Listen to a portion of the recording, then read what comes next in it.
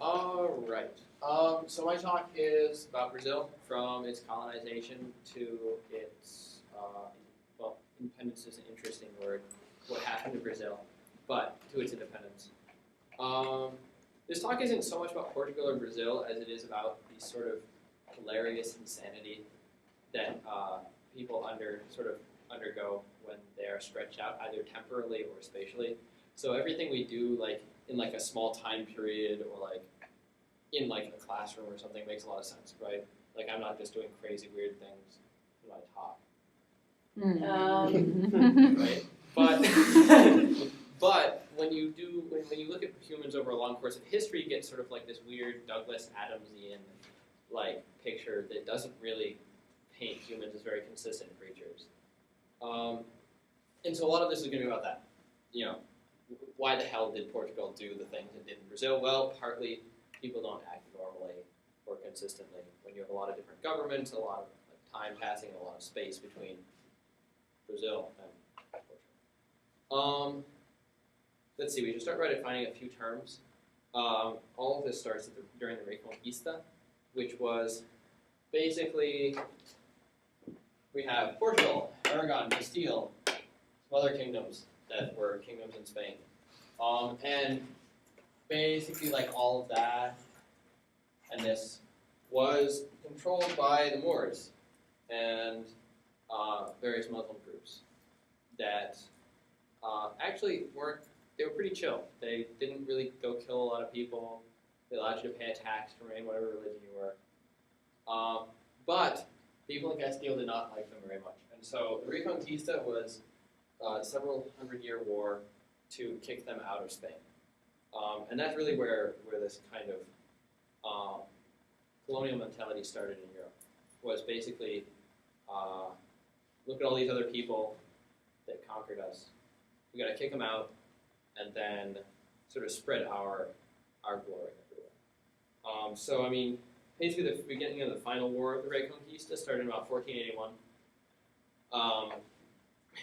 By 1481, basically that was controlled by foreign people of, basically everyone else but the Spaniards.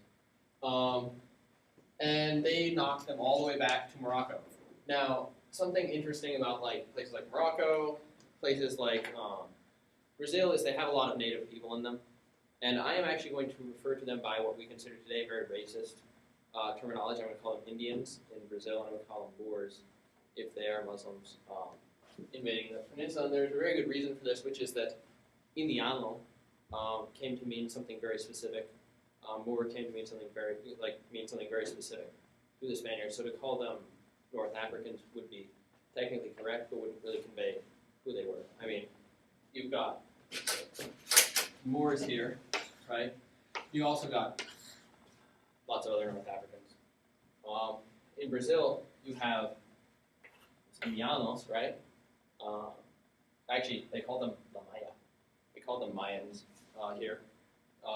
Actually, that's where the Mayans live, guys, in case you need clarification. But they'll call them the Mayans, the Indians, they'll call them all kinds of things. And it was not just that they were native people, because when you start talking about native people in Latin America, you get into all kinds of distinctions.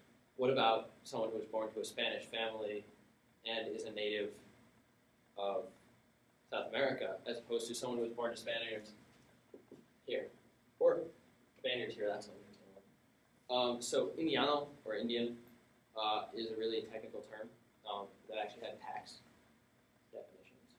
And that's how I'm going to call them Indians. So let's get started.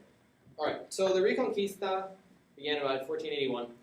They conquered all of this territory and they went a little bit into North Africa. And the last battle of the Reconquista was fought in 1492. Otherwise, an unremarkable year in history.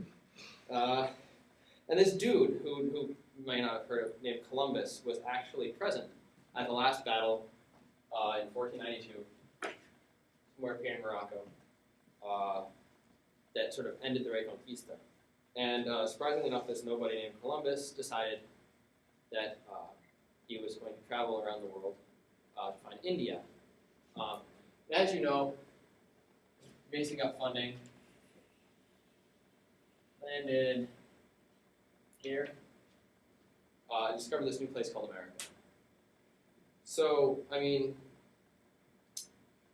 this sort of meant a lot of different things to a lot of different people. I mean, for one thing, it meant that Columbus didn't die because people really weren't worried about the world being flat at that time. Everyone worth anything knew that it was not flat. In fact, what they really were worried about was that he would run out of supplies before he had India. And quite frankly, everyone was right. If he just, this, whole thing didn't exist, he would have just kept going, and he would have died there. Exactly. But maybe if Hawaii had existed, he didn't have a very good compass, actually. And this was one of the problems that had led up to basically one of the main reasons we didn't discover all of this ahead of time. One of the reasons, you hear about Zheng He finding America hundreds of years before Columbus. You're like, why didn't people just do that, right? It's actually not that enormous a stretch by the technology it had. Well, because they didn't have accurate compasses. So I mean, this distance, a lot shorter than that distance. Couldn't do it, right? This would be like sailing all the way to India because you can't steer. So to Portugal, colonization was kind of a different thing than it was for a lot of people. With Columbus, the second he got here, he sort of said, "This is my land. I'm building a colony. I claim it, king and country."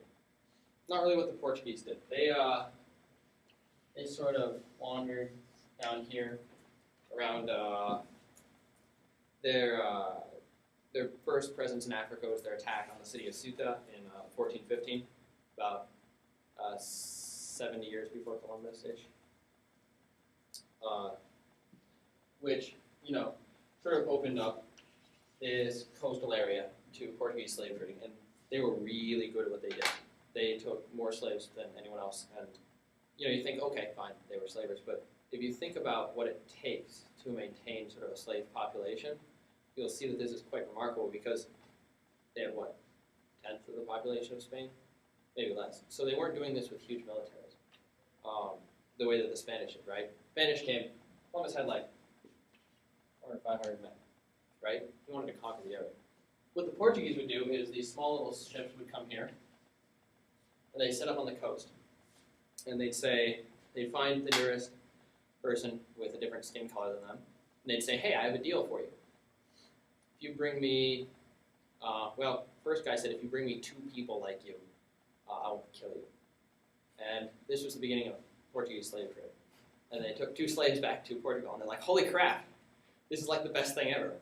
Nowadays we know this is not the best thing ever, but that was what they thought back then. And so the Portuguese slave trade started. And what they do is all along here, all the way down Cape Good Hope, they set up all of these trading posts, where they would simply they'd bring a bunch of glass beads or money or whatever the hell they thought the native population wanted, and said, "If you can catch slaves from that other tribe over there who, quite frankly, they were fighting anyway, we'll give you a lot of money for it," right? And so this wasn't super important. I mean, Portugal wasn't that big at first. So they just sort of traded with them, traded human flesh. Sent a few of them over to the Spanish colonies. But really, Portuguese colonization wasn't colonization in sort of the way that we think about it. No, it was more like some kind of bizarre, oppressive trading scam for human life.